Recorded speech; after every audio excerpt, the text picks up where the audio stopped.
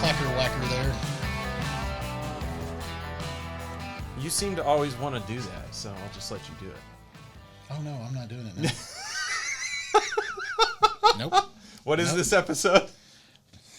Episode 6? The Regular Dad. Episode 6.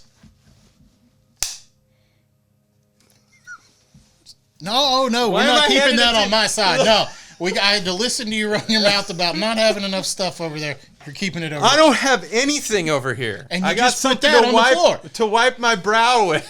Okay, listen. If that has forehead grease on it after this, that goes in your laptop. It does. It's my laptop. I can put my forehead grease on it. Well, I just don't want to get blamed for it. I have string. Okay. Well, next time you should wash your clothes. That's actually good advice. Welcome back. Seems like a really regular dad thing to do. Do the laundry. We're going to have to take an intermission. We hadn't even gotten started. I do the laundry every Friday. That is one of my contributions. I believe you. Yes. All right. Welcome back to the Regular Dad Podcast. Episode 6. We're continuing on with the depression journey. Depression story, I guess, really. Because this isn't the journey at this point. This is a recap of the journey that has been had. I had touched on last time that compressed dynamic, emotional dynamic range, that was really brought on, really kind of cemented when Dad died. And that was, like I said, it was back in April of 2020. Mm-hmm. And that just kind of created a log jam. I was navigating grief. My job has either stress that is incalculably high or smooth sailing. When is construction ever smooth sailing? Yeah. Yeah. I mean, I've only just been your friend while you're being in construction, but dear God. Well, like when we built the shop. Yeah, where we are right now. And the 6-inch drop that was built into the original concrete pad that So that was an unforeseen expense. We knew it tilted a little bit. We just had no idea that it was that much. Okay, lasers don't lie. Nope. But what I had pulled back through, and again, it's very easy when people say, "Well, he's dealing with childhood trauma." Daddy issues. We hear that and we make fun of it, just like our kids make fun of stuff that they don't understand. Right. We as adults can do the exact same thing because we don't understand that there are that's a real thing. Yep. And thankfully for me, it wasn't mommy and daddy issues because that's good. My issue was rejection. It goes all the way back, and it'll come out in different things. Yes, I've been married this time for nearly 18 years. Yeah. I was married. We were married once before. We were married for about 2 years. That set into motion a continuance of the rejection stuff that I had walked with. Didn't even really realize how much it had overlaid my life and how I functioned in relationship with others until it created an unfunctionable, unlivable environment between me and Dina. Mm-hmm. Okay, it was bad just because it limited everything I was doing. I couldn't move forward. I couldn't move back. And yes, there had been some realizations of, yes, all right, there's depression going on here. Okay, actually now we're seeing an improvement. But as part of the improvement process, we need to get to the source. Okay, right. We had kind of figured out, all right, we're now dealing with a real issue. We certainly aren't getting any worse. We've kind of stopped the bleed, if you will, but now we need to work on the physical therapy component and getting things back to going. So my issue was rejection. That goes back to the playground, like grade school stuff. I was when I was in grade school, I was relentlessly, I don't want to say bullied because it was not an aggressive thing, but I've always been the fat kid. And that was just, kids are mean, Yeah, and they only know how to What is it? Chickens in the chicken yard? Right. Yeah. Kids only know how to get cheap humor. They don't have wit and funny stuff. So they make people laugh by talking about something that's right in front of them. Well, let's talk about the fat kid because he doesn't look like us. So they are not intentionally being mean, but they're mean unintentionally You know, and maybe they do like being mean. I don't know. They like to feel big and powerful. I feel like don't know. I feel like I'm going to have to defending them. process that Yeah, with the stuff that I went through. But I think objectively speaking, you're probably right. Something. Dean is probably over there, watching this. Go, no, for the love of God. So sorry. Well, we'll just have to have her on for like a reset every few months, and just like all the this things is that what Ben said that was wrong. I have bullet point list of all the things that they've said that is wrong. Yeah. The regular dad, the wrong dad. That's the That's how we fix that. Okay. Yeah. So, or we could do like a reaction video. I'm sorry.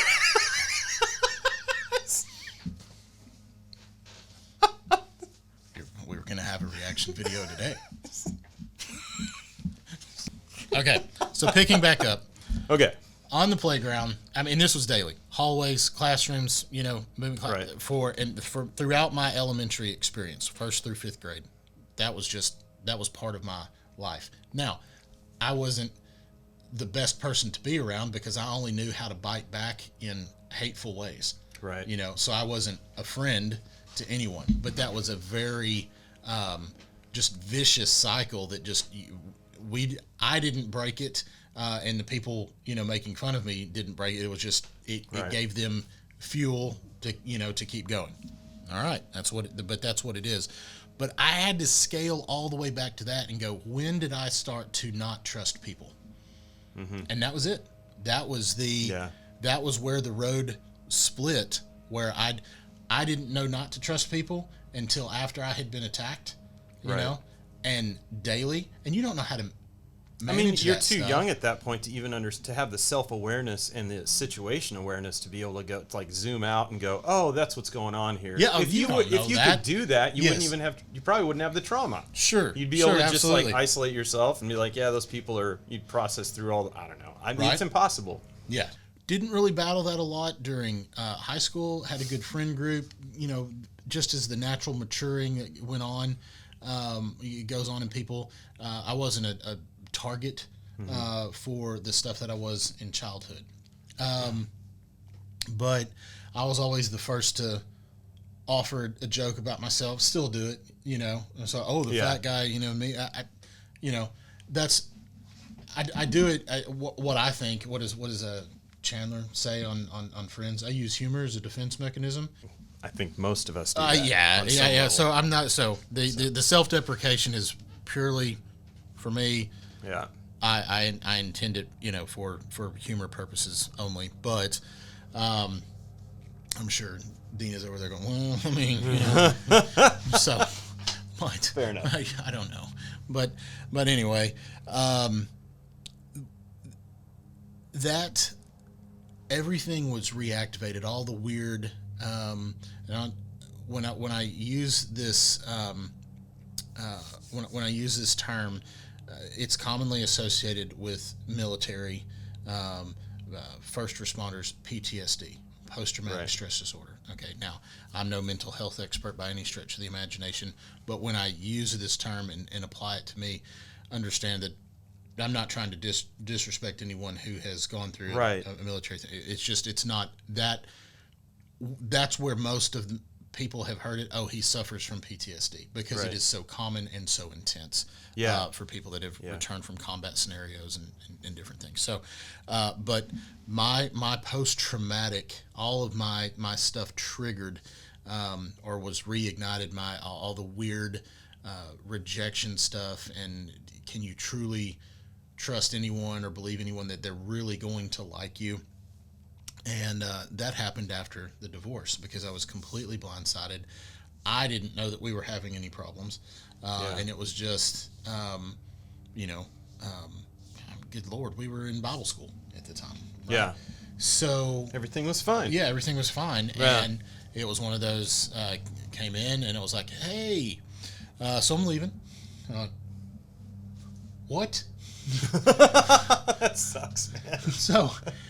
But, and then again, it wasn't, because there was no buildup, like we're fighting, what, we're done, we're out. No. Right. No, there was just, so that type of just being blindsided, it can happen at any time. You're not truly safe. Now, had there been indicators and there had been things coming unraveled and things blowing apart? I think things would have been entirely different, because then, hey, we watched the wheels come off this thing. Right. But you know, and you've seen it on the movies, you know, some car scene or whatnot, and they're going through an intersection, just casual, just, you know, talking on the phone. Yeah, whatever. The classic in the cabin talking on the phone scene. Yes. Yeah. And then just absolutely just get pile driven from the, you know, from the outside. Yeah. Just, you know, big truck or Suburban or something hits them, and it's just this super violent thing. That's what went on, you know, in me during that process. I didn't go to any type of therapy or counseling, because I'm like, hey, I just need some time and some rum, you know, and that was my therapy. Turns out not a good idea. Right. Who knew? Right. Yeah. So he's back, and we're just gonna roll with it. We're just rolling with it. Yeah. Yeah. So God bless us, everyone. so I kind of got my emotional footing back, but all of the baggage that I didn't know that I was carrying, you know, towing behind me. And we have Bill has a phrase on the podcast that I do with him, the Divergent Sense podcast. He says that unclaimed bags never get unpacked. Yeah, I've heard him say that. I like that. Right. Yeah. So, but that is a huge truth, and I can get behind that 100%. I didn't unpack stuff that I should have. I know now that I should have. I was young. I didn't know that was a thing. But that's the thing. I think that we assume, like, it goes back to some of the basic stuff that I think is banned. Especially we assume that this stuff doesn't matter. Right. That if it's not part of the physical space around me, that it matters like 10% of like the physical space. Yeah. So like my car breaking down matters more than a divorce in a lot of ways. Like, and I'm just like, I just got to get through this. Yeah. Right. Yeah. It's like, I just got to get through this. It sucks. Yep. And, you know, but like once time has gone enough to where I'm out from that event, I'll be 100% again. It's just time. Right. It's like I think as men, we just buy in 100% to that time heals all wounds thing. Yeah. No, time numbs all wounds, but you still carry. Yeah.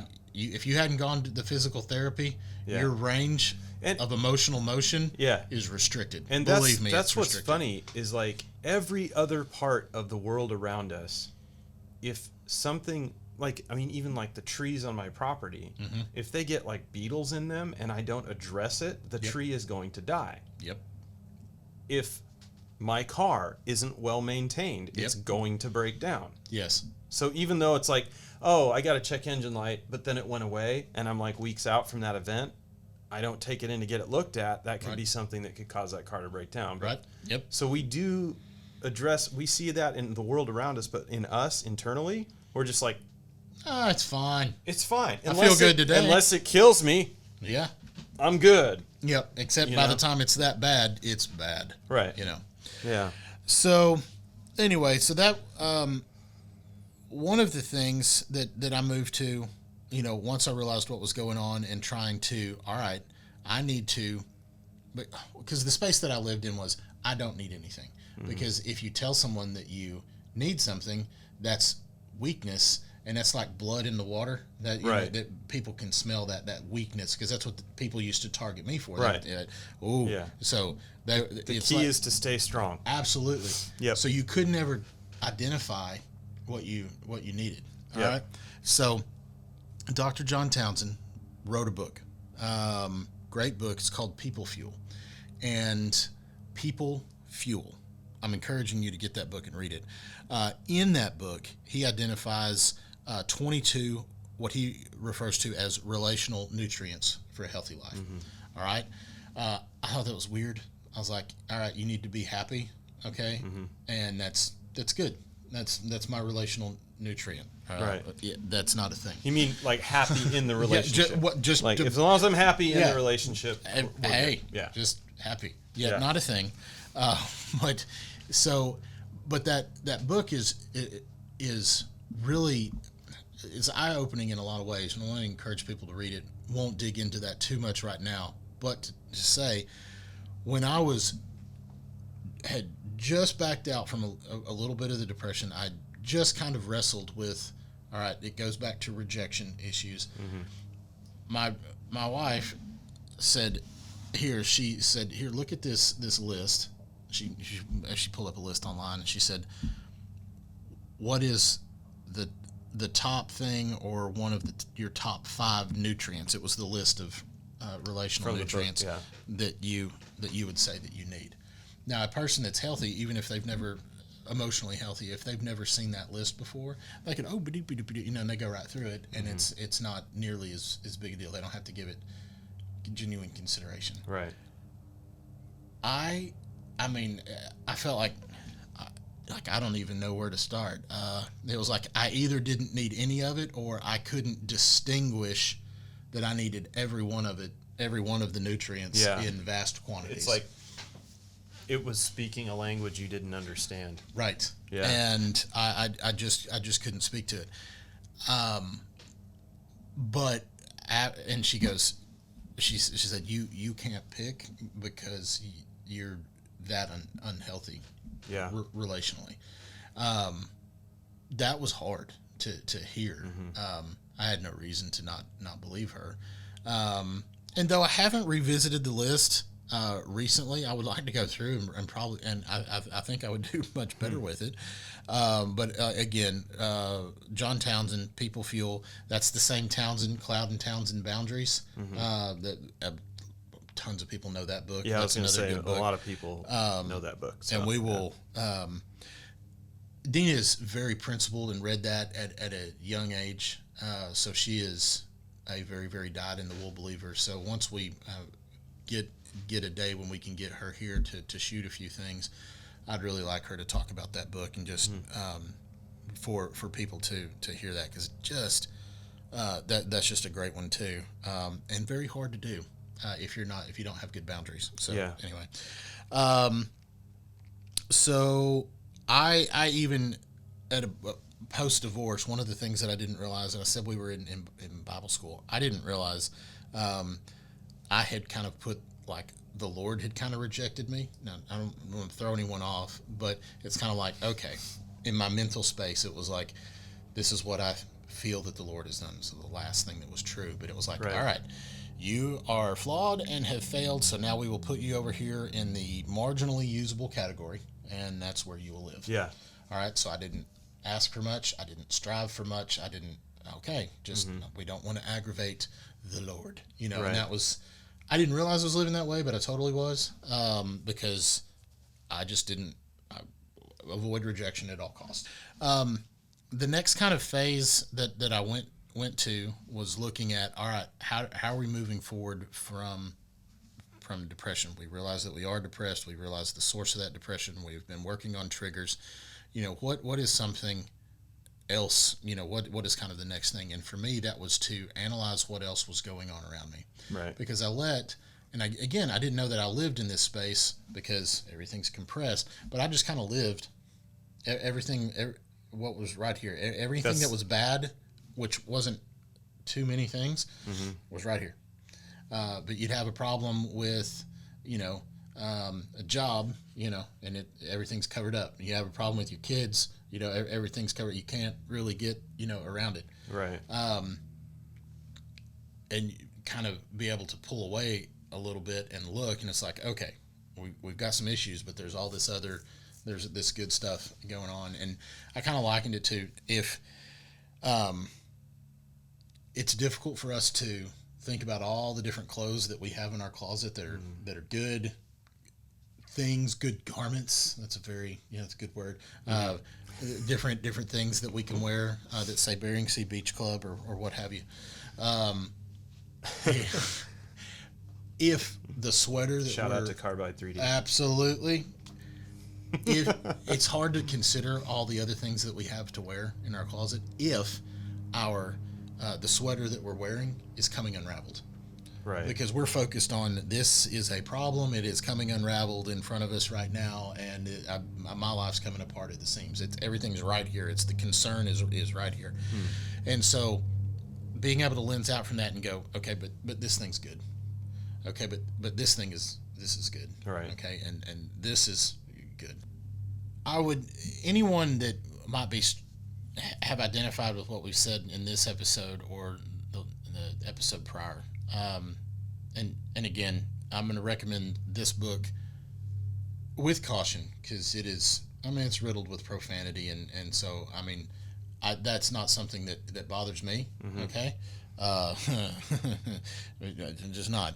But and I said Chandler earlier from Friends, and of course that was just the prime of my growing up. That's 1994 to 2004, so I'm 14 to 24 during that, so they were like their entire lives was tracking a little bit ahead of me, and so I just was very into it. My wife and I still watch that series. Just about once a year we make our way through it. So I've seen it a lot, but it's well known by anyone that's familiar with the characters of those shows that Matthew Perry struggled relentlessly with a variety of different substance abuse problems. So, but he wrote a book and released it, I don't know, a year before he passed away, a year and a half, maybe longer than that. I should really look that up. But it was called Friends, Lovers, and the Big Terrible Thing. And it was basically his memoir from growing up and then documenting his struggles throughout the show, because that was where people really got to know him. That's where he gained his fame. And then the struggles that he had afterwards. Right. And then how he maintained sobriety. And of course, what people say, well, obviously he wasn't sober. And you don't know, because he could have had a really long run of sobriety. Mm-hmm. And then one time you take what you used to take, or even half of what you used to take of whatever to get X feeling, but your body can't deal with it anymore because you increase your tolerance, and that's how you OD. Yeah. You're feeling good enough mentally, like, hey, I can, just one time won't hurt, but you way overdid it because you weren't.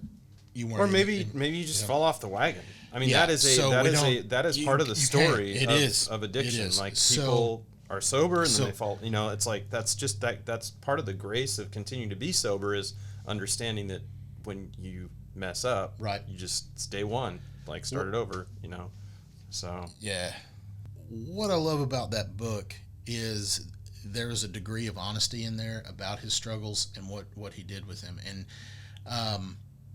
a lot of people, I don't have those struggles, so I don't need to read that book. But if you approach your own struggles, because everyone struggles with something, okay, there's something that we don't do well or that needs improvement in our life. If you'll approach it with the level of honesty that he did, and he wrote that book to help people that had struggled in the way that he had, to the degree and depth that he had.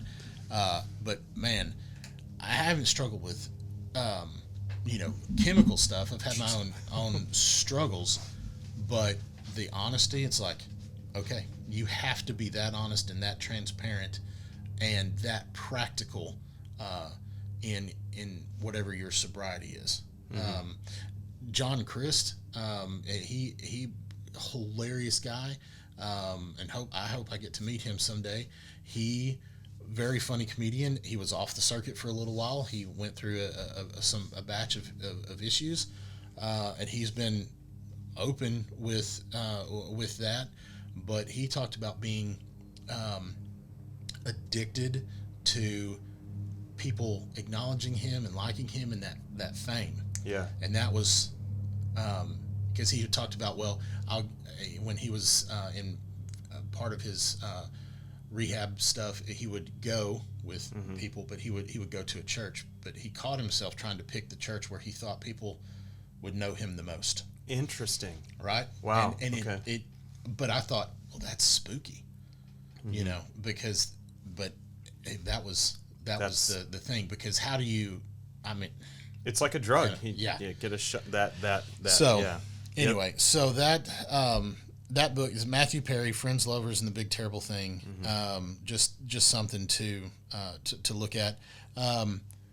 If we think about this or get some questions, and again, if y'all want to email us, contact at The Regular Dad. If y'all have some questions about this, or hey, what about this or what about that, we'll do our best. We're not going to offer any medical advice or mental health advice or anything like that. Everything that will be offered would be from what we've experienced personally. So, and if we don't have any personal experience, I hadn't dealt with that. I would say if we get enough questions, we could build out like a couple of, like if we start getting enough questions, we could build out a couple of episodes where we would bring people in that would answer those questions if we were feeling unqualified or just felt like it needed a more knowledgeable. I just thought about this. I said it's kind of like, if all else fails, read the manual. Yeah. Okay. Well, sometimes reading the manual involves going to therapy. Yeah. And learning someone that knows more about, how the brain can tend to work and can see some emotional patterns and different things and kind of give you some perspective. So there's no shame in that. No. And it really should be the first thing that we do. I mean, again, for me, it was just realizing that, I like to DIY my car maintenance. Yeah. But there are numerous times in my history of working on cars that I was way in over my head and had to call in the professionals. And it was the same thing with when I started going to see a counselor or a therapist. It was like when I made that decision, a lot of that decision was I do the same thing with my vehicles. Yep. Like, I'm not a professional like mental health person, so why wouldn't I have someone like pop the hood on my brain and like get in there and root around a little bit. Anyway, all right. Hope y'all have enjoyed the last couple episodes on navigating depression and as it applies to me and my story. We'll see you next time.